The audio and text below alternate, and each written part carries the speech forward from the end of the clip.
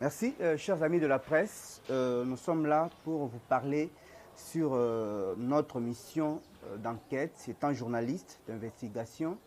À mon côté, je, M. Fofana Epenge, qui est en même temps journaliste et aussi porte-parole de l'honorable Eliezer Ntambwe. Nous étions avec lui. Moi, j'étais parti comme journaliste enquêteur sur le terrain. Nous avons fait Kinshasa, Kananga, Chimbulu, Kananga, Kinshasa dans 4 jours.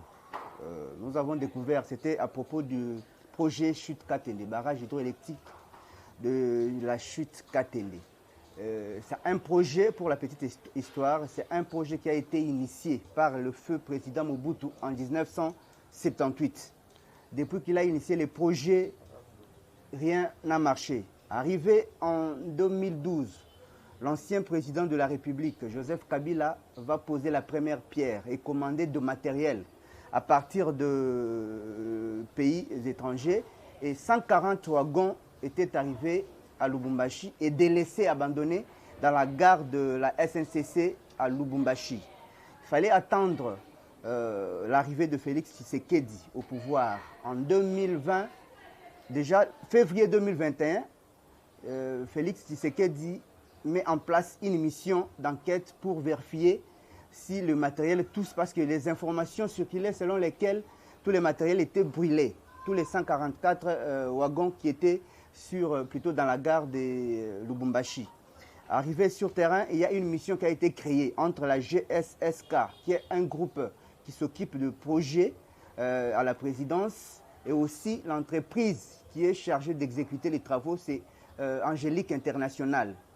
Alors, il y a une mission qui a été créée à la présidence constituée de 2 conseillers du président de la République, et l'honorable Eliezer Ntambwe a été parmi cette mission, parmi les membres de la délégation, et il est parti également à Lubumbashi. Il a fait 3 fois Lubumbashi, 3 fois Kananga. C'était sur une mission déléguée par la présidence. Arrivé à Lubumbashi, on a découvert que tous les 144 wagons étaient en bon état, sauf quelques caisses qui ont été abîmées avec la pluie et consorts. Donc, tous les matériels étaient intacts, pendant que les informations circulaient que tous les matériels étaient déjà brûlés. Arrivés, ils ont fait rapport. Ils sont partis à Kananga pour aller jusqu'à Chimbulu, voir les matériels aussi qui étaient déjà dans les sites du barrage hydroélectrique de Katende. On a découvert qu'il y avait 2 engins, mais qui ont été pillés sous le feuilleton Kamouinan Sapou. Nous sommes là en 2016-2017, mais tous les engins sont là. Même le matériel de base pour débuter ces projets, mais qui n'a jamais débuté depuis 2012, où Kabila a posé la première pierre, jusqu'en 2021. Alors, il fallait attendre aussi les rapports. La mission était rentrée à Kinshasa et rentrée encore à Lubumbashi pour renégocier avec les DG de la SNCC. Ils ont négocié et puis diminué les coûts pour que les matériels commencent à quitter, les 140 wagons quittent Lubumbashi vers Chimbulu, qui est une gare. C'est à partir de Chimbulu qu'on va partir à Bunkonde, qui est un secteur, et à partir de Bunkonde à 14 km de la chute Katende. Donc Bunkonde est la chute, Katende qui est dans les secteurs de Lubondai. Nous sommes là au Kasaï central. Et la mission a négocié avec les DG de la SNCC qui a diminué les coûts. Et le premier convoi, ou la première rame de 12 wagons était arrivé. Parce qu'il faut diviser 140 wagons par 10 fois, ce qui donne 14. Il faut qu'on fasse 14 rotations pour que tous les 144 wagons, soit 90% de matériel de la chute Katende, sont déjà présents à Lubumbashi. La première rame de 12 wagons est arrivée à Chimbulu. C'est là qu'on était allé pour réceptionner ces matériels et l'acheminer vers les sites du barrage hydroélectrique de Katende. Le constat, alors la délégation, pour bien dire, était toujours composée du conseiller principal en charge de matière économique du président de la République, Marcelin Bilomba, et de l'envoyé spécial du chef de l'État, M. Rémi Kankou, et de l'honorable Eliezer Ntambwe. Comme le mandat est national, il a été associé pour plutôt dans cette délégation. Arrivés sur terrain, ils ont réceptionné les 12 wagons, parce que le total plutôt de tous il faut au moins 3900 wagons qui doivent arriver sur place. Alors déjà, on a réceptionné 12 wagons qui sont arrivés, on a acheminé les matériels, ils ont acheminé les matériels bien sûr, il ne faut pas dire non, parce que nous étions là pour enquêter. Nous avons vu tous les matériels intacts. Aucun matériel n'a été touché comme l'avait circulé. Même les notables du Kasaï sont impliqués dans ce qu'ils ont divulgué comme rumeur, qu'il n'y avait plus de matériel. Tout ça, c'est pour bloquer la vision qu'avait Félix Tshisekedi de redonner les courants au peuple kassaïen. Il faut dire que le projet Chute Katene, une fois fini, va éclairer le Kasaï central et le Kasaï oriental, donc voir Mweneditu et une partie de Mbujimaï avec 64 mégawatts. Les travaux ont débuté. La même entreprise, Angélique, qui avait signé avec le gouvernement au moment où Joseph Kabila était président, continue les travaux. Ils ont débuté les travaux. Nous avons vu comment ils ont débuté les travaux de Chute Katene pour une durée de 2 ans. Donc, ils ont confirmé qu'avant 2 ans, ils vont remettre l'ouvrage, c'est-à-dire à partir de la transmission à partir des travaux jusqu'à la transmission du courant électrique dans toutes les deux provinces du Kasaï, comme je viens de citer, Kasaï central et Kasaï oriental, d'où une partie de Mweneditu et une partie de Mbujimaï. Donc nous venons ici pour rendre compte, faire un petit compte rendu ou bien une mise au point. C'est sur base des rumeurs que les gens ont véhiculées à propos de ces barrages hydroélectriques. Donc comme vous êtes de la presse, nous avons tenu, comme nous avons été sur terrain, de vous le dire. Et dans 2 ans, il faut un montant de 300 millions de dollars que le gouvernement doit chercher un partenaire qui est déjà là. C'est IIB, qui est une entreprise américaine qui a accepté de débloquer ces montants, mais avec des échéances, bien sûr, pour que les travaux débutent. Donc, ce qu'il faut vous confirmer est que les travaux ont débuté. Ça, il faut le dire. Les travaux de barrage de Chute Katene ont débuté, nous avons vu. Et nous attendons alors qu'en moins de 2 ans, que les travaux finissent. Il faut signaler que selon l'entreprise qui exécute les travaux, Angélique Cosmétique, quand ils ont signé avec le gouvernement, les temps de Joseph Kabila, ils ont arrêté un montant que l'État avait débloqué. Mais arrivé en 2021, cette entreprise parle de 28 millions de dollars qui ont été, la dette que l'État congolais a envers cette société. Donc, alors, les 20 millions ont été bouffés par ceux qui ont été au pouvoir avant Félix Tshisekedi. Donc, selon les conseillers principaux du chef de l'État, il faut un audit.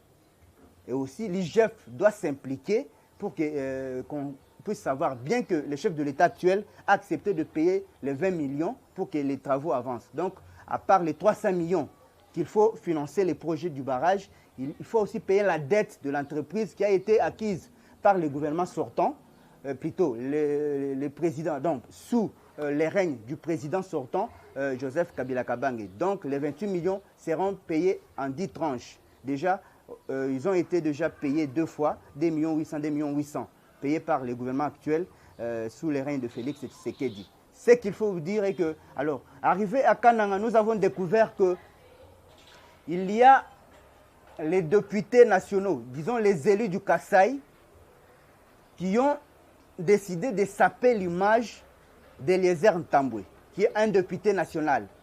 Eliezer Ntambwe, qui est un député national, et aussi c'est lui qui a boosté ces projets pour que ces projets puissent débuter. Eliezer Ntambwe a un mandat national, il est un député national. Donc, son mandat, il ne faut pas le limiter seulement à Kinshasa. Il a été élu à Lukunga, mais il est descendu avec la délégation. Alors, il y a maintenant tout un complot. Nous apprenons qu'il y a un complot qui est organisé par les élus du Kasaï pour accuser Eliezer Ntambwe au comité de sages de l'Assemblée nationale pour qu'il soit entendu comment il est arrivé là-bas. Pourquoi donc? C'est juste les gens qui sont animés de la mauvaise volonté. Ils ne veulent pas voir le bien-être du social, le social et le bien-être du peuple kassaïen être, disons, qui ne veulent pas voir les Kasaï central évoluer et développer. Donc c'est ce que nous tenons à vous dire. Bref, dans un résumé, je voulais vous faire voir ceci. Et je vais laisser la place à Fofana Epenge, qui est d'ailleurs porte-parole d'Eliezer Ntambwe. Mais ce qu'il faut signaler que cette bande d'élus du Kasaï a déjà mis en place un comité, ou bien ils ont déjà financé même le média, qui doivent attaquer Eliezer Ntambwe dans le média. Et nous les mettons en garde parce que nous serons aussi au front pour défendre la cause. Parce que ce qui est ici, ce n'est pas un problème de la tribu, c'est un problème du développement, du bien-être social de la République démocratique du Congo, plus particulièrement du peuple kassaïen. Merci, je laisse le micro à Fofana, il va parler et puis vous allez poser des questions. Oui, vous allez poser des questions, nous allons répondre. Oui. Non, remercie Bino parce que Zamba Ali Boussoté. Et puis, Fofana, ce n'est pas dit que Eliezer Tambaromi député, nous avons pembé. Tant nous avons Margot, nous avons une équipe au Nyonso, Naebi. Margot n'a cité parce que Eliezer comme un journaliste. Naebi te ceux qui va foutre ndaku tomutuka tolokolini au Margot, je me rappelle à télévision mata politicien moko ya munene moi si le rôle na Fatima bato bazalaki ba monaki. Eliezer azana ba valeur rebelle. Moi na kolo lupango comme mopanzi sana. Soko tali Eliezer aza patron ya magazine tokomi wapi? Magazine tokomi wapi lelo eboti chaîne télévision eboti déboulonnage oyo soko kutina déboulonnage okuta quelque bato baza oyo ke ba s'organiser bazora quelque chose na bango. Tango Covid Eliezer Tambwe pesa moninga sourire botali à part Kinshasa. Nous avons des places pour voter cette commune. Mais si vous avez une action, nous avons bénéficié de l'ingité, mais si vous avez une mwamba, azaki elia mwamba ti, si vous avez une chango, comme on azaki na chango te, vous avez une matadi, na bagoma, babukavu, basid kivu. Mais lelo na lingi na loba nini. Eliezer a que les jours autodéposé candidature comme député. D'abord, Ezaki s'écrit. Mais tant que vous avez découvert dans ce que Eliezer a déposé candidature, tu as coup partout. Quand Bino Obo défendait Eliezer, pourquoi? Ils ont des journalistes qui ont élu en 2006, élu en 2011.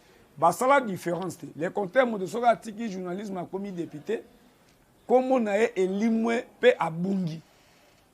Bato ba ikano mona kolo lupango au moins otikala awa na de la population qui est comme député.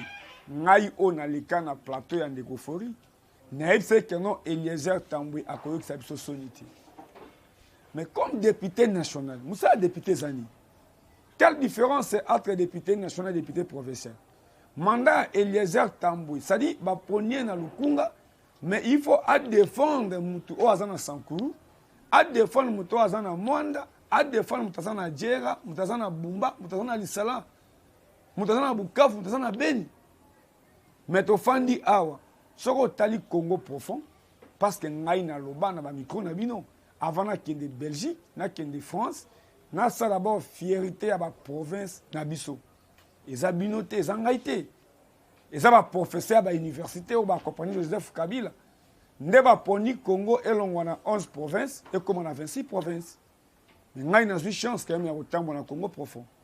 À travers un grand bomoni image à Sankuru, bomoni couveuse à mal. Na nyoso Joseph Kabila appelle ça Sankuru. Na village natal ya Moïse Kang. Bomona couveuse ya mal. Ngam na bimisango. Balobaka na Sankuru anyanya wanyanya choise kalomumba. Pourquoi? Ça dit biso ya Patrice Emery Lumumba, mutu moko affaire kotambusa Congo mobimba. Mais pas na biso nzela ezate eloko ezate. Eliezer attaque député national. Moussa Naye Ezako Sala suivi, kokenge la population satinienne, tu auras toujours Inga, Wapi, na Congo central. Soko komi na Kasai, balobelaka toujours Kasai bazana diamant, bazana boui. Mais bazana courant, oye sengeli, ba installé yango, oye kolongola, Kasai mobimba, ezala Sankuru. Même Maniema, bazana courante, Lomami, bazana courante, soko komi, na Lomami okuta Adolphe Lumani. Oké na kasa okuta ba bazebele ba papa na biso ba papa honorable Mengele ba Denis Kambai ba honorable Sesanga baza ebele na Kasai o ba accompagner Joseph Kabila. Soko tali ville Kananga. Star na biso vedette na biso Jibetian aza mutu Kananga. Soko tali mama Chalamwana Kananga. Tokomi na Kananga moto to kobetela maboko Cardozo Mwamba bankini. JPS aza témoin. Balakisi biso 15 ba vilain banda kwa mikete o même na commune que ça okoba okotambisa miso na niveau ya Kananga banda kwa Cardozo Mwamba banki Vous comprenez? Ça dit, ce n'est pas dit que Babiso a outil qui ça comme na Kananga, bato ba telema kana ba mulongo bato ya pasi. Si enveloppe est à $100 au Kozwa, si à 500 au Kozwa, Cardozo Mwamba Wakemi. Pourquoi na Kananga? Motokola Lenimba Wakuji alekima ba député na valeur. Soko Taliban Zembo Lenimba, Motayemba Katende lokola ye azate. Motoye ngai na komi na Kananga. Place au basala première boucle na biso constitution na biso. O ba benga kombo loi bu. O même Belge o a colonisé mboka o a senga ke Kananga isa la capitale.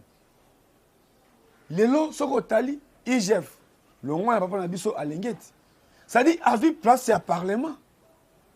Parce que le parlement il faut à contrôler le gouvernement congolais. Mais comme il y a lelo fandi IGF. Mais Moussala l'Assemblée nationale les années. Eliezer Ngambo Memi akena mbushima tan wabi kena mbushima inzala. Eloko ezate akei okuti mototo benga avaju na Kinshasa handicapé en mbushima ya Kasai aibi bekite. Soki azana beki ça dit lem suyende ngoza boza na Kinshasa ndoko sombe ndeko na obeki otindelie. Ça dit ministère des affaires sociales na ba province ezalakate. Ngai na kena na Sankungu to pesi handicapé beki aibi kotambwa na ngoti. Mais okomuta handicapé azana ba libaya ba tiana lipekabwe azotambwa na ngo bien. Mais beki o yiko favoriser atambola akotambwa na ngoti. Eliezer akei attaque mona kolompango. Pour différence na ba député mutusu yango wana okoza député na Assemblée nationale. Mais zonga na base. Bino mo bomona na union sacrée to muyama ona binono. Tomela bagaz na bino pour assemblée oh et ça la bokese na assemblée à président Mabunda. Mais Eliezer comme député national à Kena Kasai. Ce qui OK na OVD, au bout un problème, il y a mituka. Pourquoi bazui ba chinois basa ba na OVD parce que bazana ba mituka na bango. OVD attaque bana kol pang bazui marché, mais bazana ba jeté. Bazui manger à ba chinois, ba mine ba to la parité na bango. Mais au commis na katende, oui, Joseph Kabila Zamabi. Mais Kabila Kena katende 2 fois à lancer mes travaux. D'abord à Kena visite, après à lancer mes travaux. Mais lui à Kasai, Moussa Nabangwezani. 2006, aux a élu. 2011, aux a élu. 2018, aux a élu. Mais il y a des fois à sentinelle, il y a population. Télévision, et radio, beaucoup moins d'image. Soko komi na Kasai na biso na Kananga so tali na politique au fungola munoko pe boyebi bango soko ke na niveau ya Lomami nana yeba doit faire Lomami te soko ke Sankuru nana yeba doit faire nani Lambert Mendete nana yebi Moïse Kanga te coordinateur ya 5 chantiers mais au Sankuru terrasse ezati Eliezer abouaki na yeka koloba kaka boyi non mata que député national Asali effort nyonso eza aza ministre te. Nous tout satana ki akoza ministre, aza ministre te. Parce que aza fouille. Même un jour ya victoire ya union sacrée bomona Eliezer matali kolo ya ban, alongoli vers sa sepeli. C'est ça victoire na biso. Victoire o eza ya binoti. Tant mino bozo kota na lupango ya 10e mairie. Ba quand même ne ezali combien? Ba DSLR ezalaki kaka yango non. On a caméra Sony TV5 T France 24 T. Et ça victoire na c'est tout bana basi. Et ça victoire à Internet. Eliezer a sali tout ti accueilli na des conseillers et chef de l'État. Mais au comment député à Kasai a respecté Félix Antoine Tshisekedi Tshilombo chef de l'État. Mais représentant chef de l'État besoin respecter. Est-ce que Rémi Kankou ka sentiment boy amati avion a quel convité chit katen? Pe bazo ndima kaza représentant ya chef de l'État. Vous savez maintenant il y a Kamusinga baké premier tour va visiter site ya Katendi. Balongwe balobi keno babiloko nyonso oyo gouvernement congolais ebimisa mbongo ndenge bozana ba organe bino na presse bo futaka ba impôt. Mais mbongo ande ba sobeli yango matériel. Nani comme premier ministre Matata Mponyo Mapo. C'est le bango. nga aza mutu na komaki na bango te babi mbongo oyo ebimaki mpo na projet basoma matériel 100 millions de dollars bino boza 4e pouvoir bokondima 100 millions de dollars ekende ka boyo nde ozwi mungu otie na mai Eliezer comme député national esengeli akete atala liso likolo ya liso mais ba élu ya Kasai oyo Kasai baza na besoin de développement baza na besoin ya nzela baza na besoin ya hôpital baza bababa oyo baba na chilu bakamama mutu alobaka te bavote afai na Kisasa vacances na ye na poto mais Eliezer alongwe Kisasa akei na kota d'abord shit kateni image bokozwa yango après bakei na Lubumbashi boyebi moto akomi DG ya SNCC aza nani élu ya UDPS honorable Mouton ayambi bango biloko eza na kati ya concession ya l'état bien sécurisé pour kota il faut batuna yo même nde okendaki il faut autorisation bamona document oyo ebimisi bino ke bokende mpo bakotisa bino me balobi keno biloko wana eziki yo moto oza élu ya Ngandajika Eli ya Chikapa Eli ya Kabinda Eli ya Mbujimayi Eli ya Mweneditu okosala nini Eli ya Luiza c'est ça pena batu mo bakanga Luiza en otage papa na mona bakanga c'est-à-dire chaque mandat ka bango nde babimaka mais pour comme na Luiza il faut les Canadiens baya nzela ezate radio ya pama na ba village ebele même réseau à téléphone ezate parce que l'on a dit ça va 30 km pas que de recevoir un téléphone vous tu vas normal yo za élu na ba mandat tu es ba zo voter ka na nini ozo sala pepe maintenant ba komi na Lubumbashi ba kuti biloko na kati ya ba conteneur eza normal mais dans biloko mususu oyo bazui caisse c'est-à-dire bazui mabaya ba protéger yango de 2012 tina 2021 mbule ezobeta moye ezobeta c'est-à-dire libaya nde bebi mais libende ebebi te mais ngambo Eliezer amemi ya komema ba conseiller ya chef de l'état amemi bango te pour ye comme député ye pas kei atal mais eloko nezangi ba élu ya Kasai bango basa même musala boyebi depuis Matata Ponyo comme premier ministre combien ya ba ministre autozui ya ba énergie boza ba panzisa na capitale a faut qu'on respecte bino eloko nini oyo bino boyoka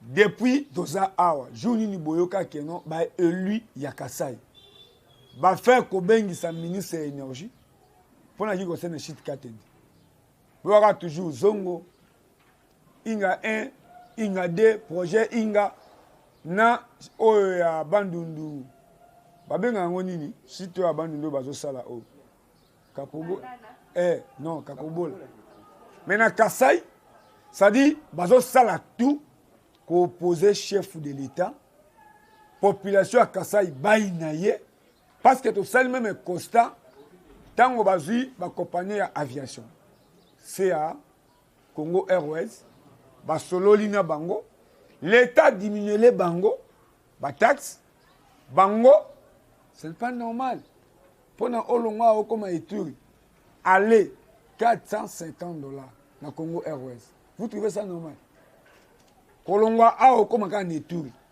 ça dit moto azana Ituri a ko na chesate mais lelo deux compagnies oyo va s'opposer na décision ya gouvernement congolais CA Congo Airways bazo kita na Kasai te Kananga Mbujimayi ça dit Congo Airways azo kita na Kananga le musa kiti na 13h azui ba passager akena bino Lubumbashi pour voler à 20h 21h boya Kinshasa vous trouvez ça normal pour anini eza province ya chef de l'état lelo ba élu ya Kasai ngai na muya mayo na Kinshasa pour ba voter Eliezer Tambo villageois papa maman baya na Kinshasa kututi famille lelo yebani à travers Eliezer Tambo mais à quelle élection na lukunga pe abimi le député mieux élu na élection anani ya Corneille Nanga na machine ya voter les a kenan élection na ilongi a PPRD te ilongi a IDPS te ilongi a Moïse Katumbi te ilongi a Martin Fayulu te akenda ye moko na population na ye Mais si bango que l'olenge baza ba député national, ne Eliezer aza na base électorale. Yango na poni me ko loba lelo a parce que za place que o ba salela Eliezer campagne. O lelo na zo sa Lukunga, o to benga Lukunga debu. Lukunga za na 7 communes. Barumbu, Kishasa, Lingwala, Gombe, Kitambo, Ngaliema, Mungafula. Je pense que bazo fandaka a parce que institution c'est ça a. Basala ba aventure bazo mekate. Je pense que notre comité de sages écoutera bien que sanctionner Eliezer toyeba eloko ayibi même ba journaliste oyo ba kondima kozwa mbongo ndenge toyoki ba se ressentir bien. Kaka bino de bo défendre Eliezer na prison. En vérité ba pour lango couleur ti. Vérité, hein, bah pour que l'ango couleur té. Qui croit un jour que Ngoïka Sanji a combien d'années les collègues. Mais bon, moi, dans le Lubumbashi, Ngoïka Sanji a accueilli une délégation comme président les amis de Léopard et les a sali émission à Bango. Les a migrants. Na vie, tout ça, on a kamabété. Pour moi, qu'il y a battu ensemble, tout a rango tout le temps. Lélo et les a députés nationaux. Sur 500 députés, vous pouvez a raison. Les gens comme journalistes, ils ont défendu les binonos. Ils ont ministre. Mais si on dit que nous avons 10 députés nationaux. Oh, ils ont travaillé, tout le monde a touché à Longa en 2011. Honorable Mbayo Mambeki, honorable Ari Thomas Lokondo. Zate. Mais Eliezer, premier mandat, mais comment Eliezer Tambou? Et ça, les locaux, na Congo Mobimba, na province Nyoso. Il y a un député, élu, Yakasai. Au lieu de ça, la aventure, au bazo sala. Bakanisa pour la population, au Evotarabango de 2006, 2018. Mais le lot Eliezer, mandat naïe, eza national. Je pense que non, mituna eza abino. Bien, nous avons répondre à GPS. C'est ça. Que le mandat d'un député national, il est national. On l'a élu à Kinshasa, mais son mandat est national. C'est-à-dire, un député national ne doit pas seulement aller parler pour son fief, il peut parler dans tous les territoires nationaux. C'est dans ces cadres-là qu'Eliezer est parti. Bon, qui l'avait choisi? Il a été la première personne qui est allée à la présidence, comme il l'avait fait lors de la construction des sautes-moutons. Il était parmi les députés qui sont descendus sur le terrain pour voir si les travaux des sautes étaient exécutés. C'est après ceci qu'ils ont fait un rapport et transmis, je crois, au Parlement, et puis on avait commencé les enquêtes. Donc c'est dans ces cadres-là qu'il est allé voir les conseillers du président, celui qui est en charge des infrastructures, celui qui est en matière économique, pour leur dire qu'il y a un problème. Pendant qu'il est allé, il y avait déjà une commission mise en place par le président de la République, composée des conseillers et aussi de membres du gouvernement. Une structure GSSK que j'ai citée, qui se groupe de soutien des travaux de Bongo. Et en ces lieux-là, il a été aussi associé parce qu'il a mené l'idée comme élu national, pas comme élu provincial. Il n'est pas provincial, il est national. Donc, il peut partir dans n'importe quelle province et commettre des actes ou dénicher quelques défauts qui peuvent s'y trouver. Moi, je crois qu'il ne faut pas les réduire seulement Lukunga, il est national. Il a été choisi, non pas choisi, mais il est allé d'abord poser les problèmes du barrage Chute Katende. C'est dans ces cas-là qu'on a dit non, il y a déjà une commission, tu dois aussi t'impliquer, vous allez partir ensemble. Et c'est comme ça qu'ils sont partis. Je vais signaler une chose qu'Eliezer a dit. Aucun frais de mission. Il est clair, il l'a dit à la télé, il veut aussi que celui qui a vu, là on lui a donné les frais de mission, qu'il prouve.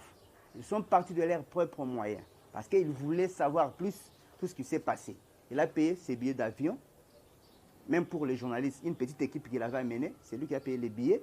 Il a logé dans n'importe quel endroit, on pouvait se retrouver, même si il n'y avait pas même, il y a même des lits où on a passé nuit, il n'y a pas de moustiquaires, parfois il y a des choses qui te piquent. Donc ce sont des conditions qu'on est allé. On a accepté parce que c'est un journaliste, un ancien journaliste, mais qui est aujourd'hui député national, qui accepte de les faire. Nous sommes allés dans ces conditions-là. Donc il n'y a pas eu de frais qui sont sortis pour dire. Bon, demander aussi l'autorisation au Parlement, je crois que ce n'est pas ça. Un député, quand il veut partir commettre des actions, surtout qu'ils allaient être pendant les vacances parlementaires, mais parce qu'on avait instauré une session extraordinaire.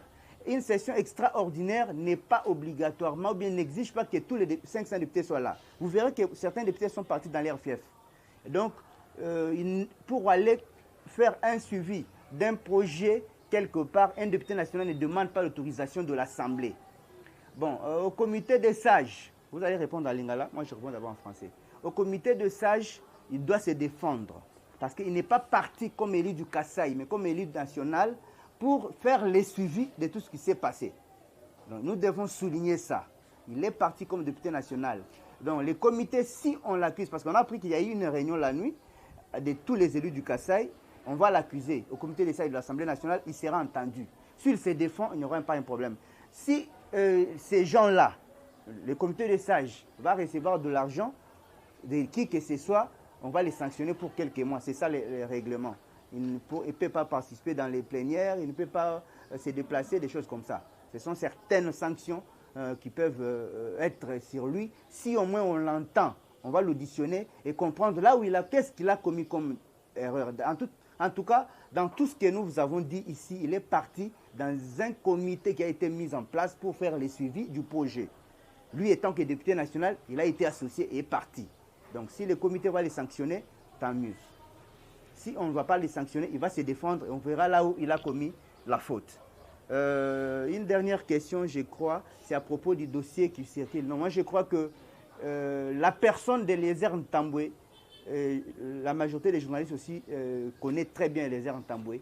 Ce n'est pas un journaliste qui est prénable. Quand on parle de 20 000, 25 000 pour Deschouar Mbosso, Eliezer Ntambwe d'abord était le premier qui a été au front pour que Janine Mabunda parte de ses bureaux.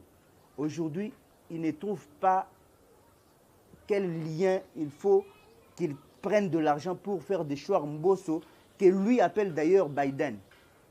Parce qu'il a dit, ces informations qui circulent dans les nets, il y a certains médias qui ont écrit, d'ailleurs les personnes ne sont pas bien identifiées. C'est quelqu'un qui écrit d'abord avec des fautes d'orthographe dans un réseau social comme Facebook, et il va commencer à répondre, non, Eliezer n'est pas... Il a été cité par ces gens-là qui sont payés pour le faire. Mais il n'est pas impliqué dans ces dossiers-là. Je l'ai eu au téléphone, il a dit il ne peut pas être derrière une manœuvre pour Deschouar Mbosso du bureau de l'Assemblée nationale. Donc, d'ailleurs, pour lui, 20 000, ce n'est pas pour 20 000 $ qu'il peut faire ça, parce qu'aujourd'hui, selon lui, combattre Mbosso, c'est combattre l'Union sacrée et le président de la République. Fofana peut répondre en lingala les mêmes questions. Merci. Oui. Etienne Tshisekedi, Otobenga la vie Thomas Landa. Vous en avez dit volonté ya kobongisa mboko oyo ezali. Soko tali na ba réseaux sociaux tanga na utikananga. Natali batie mausolée. Papa na biso ndi apôtre ndi likolo. Batie mausolée. Ya Etienne Tshisekedi nase. Obi pourquoi batie ba mensire de mausolée wana. Pona ko laksa pays oyo pays laïque. Eza na ba chrétien. Obandimela nzambe pe basalela nzambe. Eza aussi na ba politicien obandimaka kokanga nzala. Pe ko vivre na lipapa na ye, tona patron na ye moko. Mais eza na batu oyo bandimaka koya ko senga mandat, mapo ya komi mokonzi. Député aza mokonzi te. Ngana komi na kananga, tozaki na eli moko na kati ya kananga. Ayokaki soni na kati ya aéroport. Aza élu ya kananga, tozaki na salle. Tofandi. Azo lela. En salle d'attente. Pourquoi? Aza député national ya Kananga. Oye Sengeli a fait kolobela Kananga même pour la pomme na émission aviation. Avion ezo kende Kananga te. Moi bi ya Kasai depuis Zaïre, depuis colonisation. Eza dirigé na banane, na ba commerçant, na ba opérateur économique. Tango bango bazongi saima ndo tali Sankuru ekufi.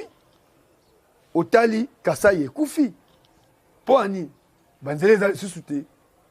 Mutuka banako longwa awa dibele koti loja. Lelo ba commerçant bazana ba balinya na bango elongwe awa dibaya eke wapi. Eke Sankuru. Lobi oza mopanzi sango. Ezana député national Ochudi.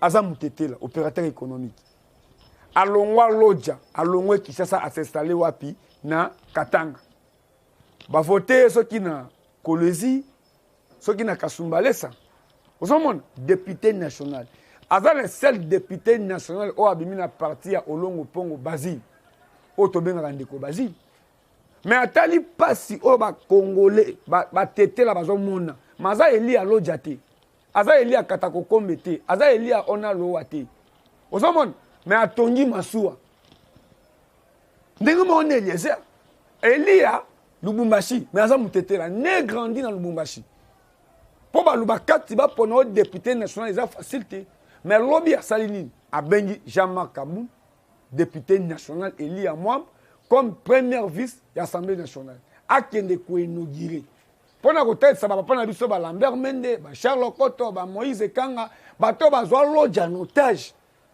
Osomon, qui est na lingi ba mama nanga ba souffrir pona mungu ate. Na sanku na koma na kole bazo voter mutu pona mungu amoni poso na emballage ya Vix. To linza za tomate. Ndo pa uno ba voter o ba voir. Population zo ba ka voter ki ka pona mungu. Mais Eli ya Kasumbalesa to na likasi asali masuwa lobi wa mwana même na chaîne nationale ba tiango. Que bato na biso bazo souffrir mais na tongi masuwa oyo po ba no sala ba rotation Sankuru Kinshasa po longola passe. C'est la même chose avec Indeko Eliezer. O asa collègue na bino comme journaliste a ba voter. So tali na Covid aw asa le premier. Ya kozo ba collègue député no mlaki ba Jean-Marie Lukula si on ba excellence modéro o le ba comme excellence na niveau tourisme. Tout ça dynamiquement ba député nationaux oyo Elia Chango, Elia Matadi, Eli tout ça la ba suivi. Ezaki initiative Eliezer Tambo idée to quitter la baso de moto a et après bolela te. Et c'est le président Longwana quitte na palais de la nation pour baso de moto et tonga matielo eza inachevé. Eza salité, eza na ba norme ya baso de moto te. Yango mona mata vice-président de l'Assemblée nationale, a tout na Zambie, a Zongi, lui qui cherche à gouverner. Et les autres sont députés nationaux. Si on a tellement d'érosion, combien de fois tu as vu un notable, Ezala Munga Foul, Ezala, il y a côté à Maman Koko Kuna, Ezala Ngalema, na OVD, tu as combien de fois?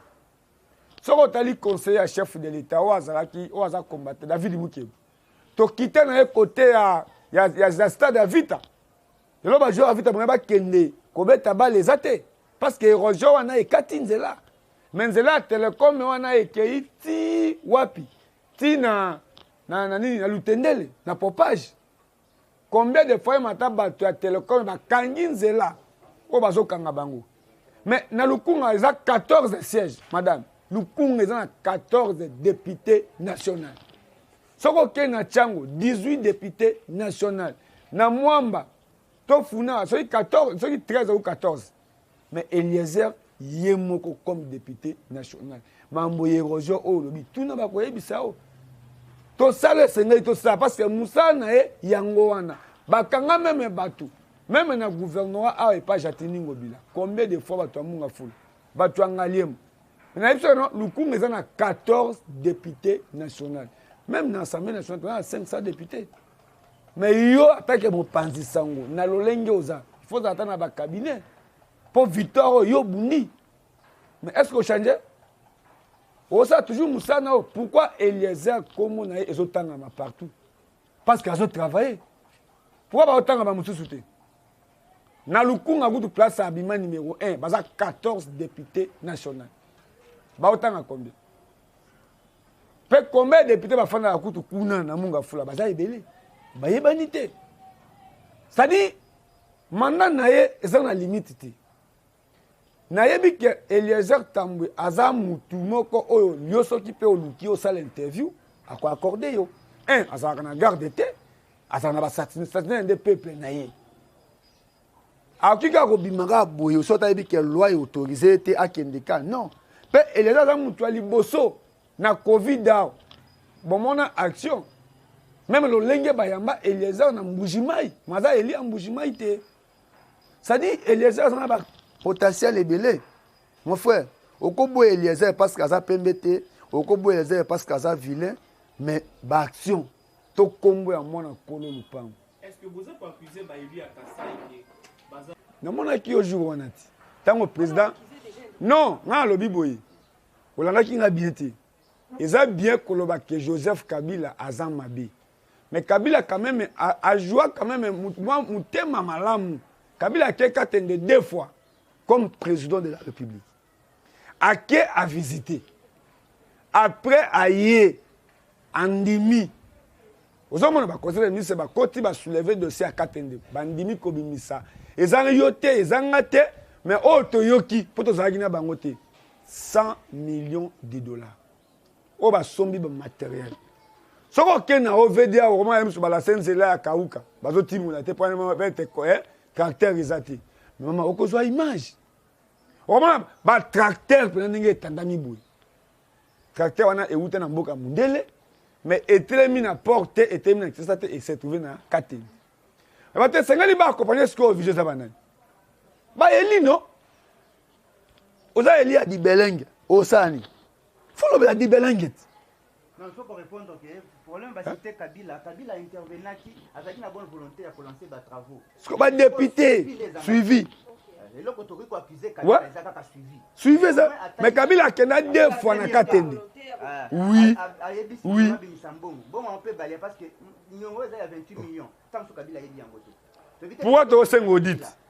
Bah 5 audits et pourquoi? Kabila Azali a lancé Misela Fandi na il faut ba tout ça la suivi même ba député élu ya Kasai ba sali suivi wanate mutu mosusu de aye ko sala ko la ko fungula mise pour ba comprendre que awa ba yibaki awa ba sala ki boy matériel e beba kate bango ba député ya Kasai na ba kosaka Félix ke matériel se dika tango il était ba proposer ya bimisamo ba installer ba panneau soleil avec panneau soleil au Rolamba na Richo. C'est ça place aux qui ba député ya Elia Kasai. Courant ezali et sengeli ba installé. Mais bino boye tie pas chef de l'état qui est matériel wana tout eziki. C'est-à-dire gouvernement central ba la perte. Il y a 100 millions de dollars. To bimisa mbongo oyo sengeli ba tonga Équateur, to ba tonga Djera. Ozomona to ba tonga ba Congo central, to kende ko installer province ni ya Congo mona ke ba alimenter ngona ba panneau soleil. Aurait passé là bas panneau soleil. Net ilelo. Eliezer le rôle à Tamboli dans la province a initié pour tonga ba aéroport dans la province comme Sankuru. Le mami va dans l'aéroport province ba Adolphe Numan. Aéroport exaté. Ce qui a linga kende alors on hélicoptère ba soda mona ka mabende wana nde kitaka na lomami. Tuna eli a lomami aipsao aéroport a lomami ezawapi. Sankuru baza moins bien parce que baza église méthodiste na ba siège tout baza na ba aéroport ou ba petit porteur ekitaka. So so les akabani au stade suivi à aéroport bo benga sous ka sali mabe. Pour ba eli ba province bazo na ba province na bango te. Même mandat na les national. Pourquoi? Yogu tunde fausse pour la commune na mboka Eliezer. Lelo qui est arrivé qui est abimi gouverneur na Kasai. Na kananga to na Mbujimai. Est-ce que ça les soum? To na lomami. To lelo netinga na décidé Eliezer Tambasa la candidat na kananga. Eza les soum. Amoni Eliezer tota wutu baba bilo bato ba mona ti. Eliezer azam muto so na fandi na eboye. Eliezer muto akosela mamuta azui téléphone ba bengi ba bi papa yo faut poster na depuis au poster na présidence. Eliezer azam muto te kalala la muki parce qu'il a moni 100 000 dollars to 200 000 ndage ko déposer na Sénat à la candidat président de la République. Eliezer hôtel la musika ko sala kombo eza pasi. Nengelele kombo fandi ba yebi ke Margot, Sylvain, Joël, Fofana et Penge. Il faut travailler. Au monde, les hommes même ils ont fait place. Est-ce que nous avons qui mutu que nous avons mambetal peut-être communication dans le Eliezer. Nous avons préparé la mambetal sécurité. Maintenant na ke Sankuru, ba kolo mona ba sokoli mona bango. Nzeto na simbo eza symbole te. Soko ken espace Kasai, espace moni Kasai Sankuru. Bazana deux biloko ba travailler. Eza Lyon, Tamboué. Moto so aza villageois ya bi Tamboué. Soki ba pesi kombo na famille, eza amasse kiti. So ke côté à Lomami, côté à Maniema. Parce que rivière Lomami de Kabola, Sankuru, na Maniema. So qui va benyi moto et peigner. Et peigner za nyama mo ezo ko en tonde ngulu azamba. Ba ebi force nango. Ozomon. Ça dit est-ce que ça les soum ya mon amboka Eliezer comme politicien ko yebana to ko ça la relation na représentant chef de l'État. Les loba Eli Akasai ba gumba mitu na palais de la nation. Parce que le président a massana bangote. Obi président de plus que ça institution mobimba au Sénat, au Assemblée provinciale, au Assemblée nationale. Mais ba tindi représentant même les magwa zabou. Le président de la République a pogné représentant na Kasai. Faut qu'on respecte. Ça dit pas ça député national ba ta valeur représentant chef de l'État. Est-ce que ça les soum? Ya comment on découvert na Rémi Kanko. Muto guta mila saraté, même pas un souci à peuple kasayen. Rémi Kanko a telemi. Pe a kozonga simate. Bosso, d'abord, le Kamboya jet c'est qui singa mingi. Ce qui bolanda qui fofana talisa qui et le comment vous comprendre te. Congo Airways na CA bazali ko boya ko kitana Kasai. Compagnie wana to voyager na bango, to sombi billet, et la compagnie moko ya sika ya un Congolais, SJL aéronautique. Et là un Congolais ce qui est sûr, ils ont na muke ya budget. Il y a moite jet. Oh, Félix a voyagé dans mon Moïse. Mais si ils ont des mouquets, il y a 36 personnes. Et Koloba, ils ont bien jet parce qu'ils ont miqué. Mais, à son billet, tant que le non, mais journaliste, et les airs, il y a quoi, dans les médias, mais là, bas sous-branche. Azana Tokomi Wapi, Azana journal de déboulonnage. Donc, à Memi, journaliste, il y a déboulonnage, il y a caméraman à déboulonnage. Journaliste, il y a Tokomi Wapi. Na cameraman na tokomi wapi ngana ke na cadre ya Prime Info média en ligne nande komo wa kenda na YouTube, c'est-à-dire bato akena baka bato ya maison na ebongo. Alors koloba ke non afuteli bango mutuka nini avion wana nazali ko ebisa bino eza compagnie ya sika ya mwana mboka otori ko sala confiance il y a maintenir prix ya $118 par billet ya kananga. Par contre fly na CA plutôt Congo Airways bango bazo kita su kananga te. Bango baboyi koto ça va prix gouvernement pesi. Il y a dimaki $118 par moto. Les airs ba fouti billet, il y a quelques bateaux même si il y a maison de presse naie, les tokitati ko accompagner bango. Donc koloba que non ezali azui jet non. C'est vrai pour les amouké, il y a 36 personnes parce que Congo le président Congo tout ça na ba jet na njila. Donc il faut répondre aux questions ezali kota la pe souci les airs ezalaka. Oyebi.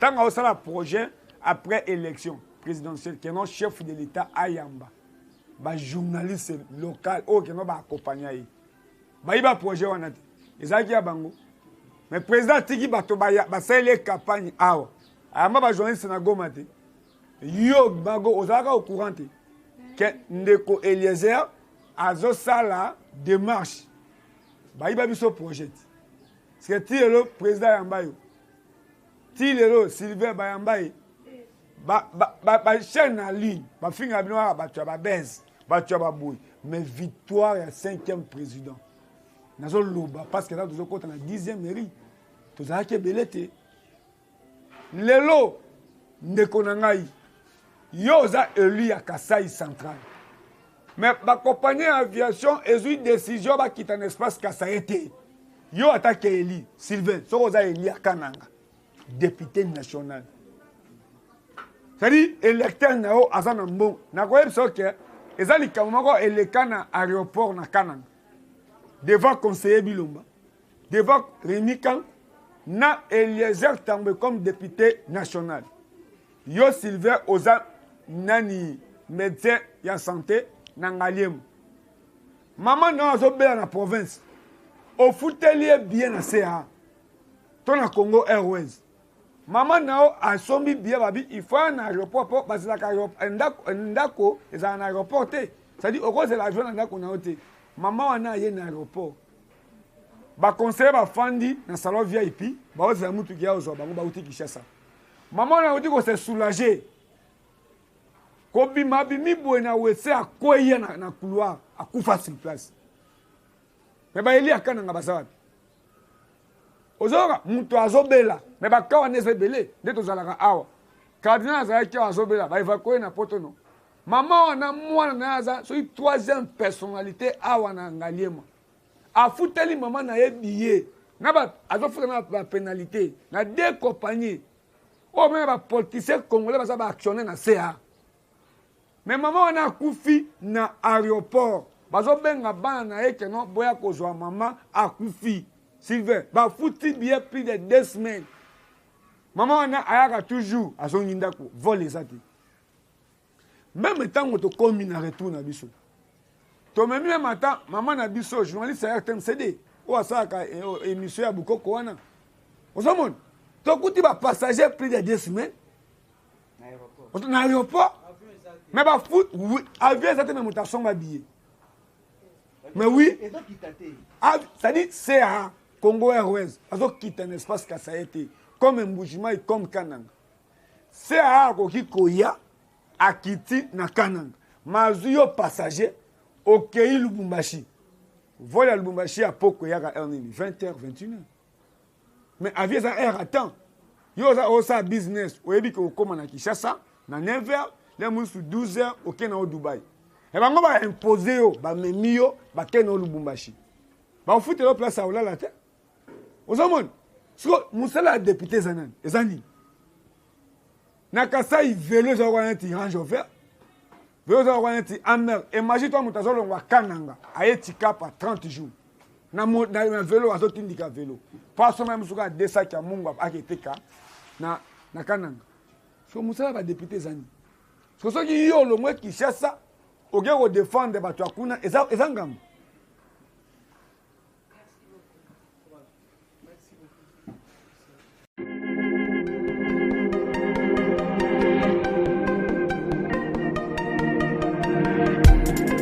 Après 25 ans d'expérience, eh oui, de 1995 jusqu'à ce jour, Elton Store, l'unique shop congolais de Londres, na Grande-Bretagne, où il la Londres, et la fierté à la communauté nabiso, et surtout, il y a un homme d'affaires congolais sérieux dans la diaspora.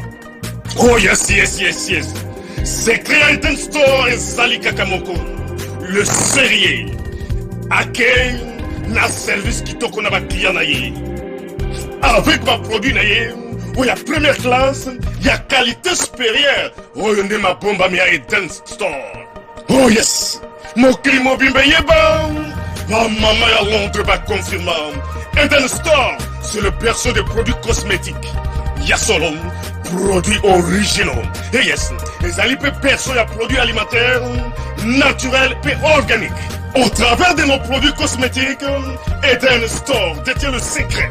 Secret ya solo, où ya poso ya maman moi c'est qui toko. Poso ya moi so penza basali kolula, poso ya moi so mobala kotala ya lembate.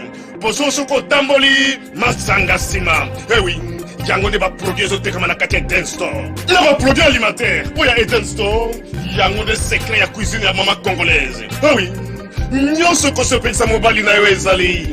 Pondu, matembele, ngai, ndole, fumbwa, ndunda, bilembwe, oyo nyonso penza, oyo kobonga pona cuisine na ezali. Oh yes, yes, yes. Olingi mobali na yo asepela na yo libela na libela.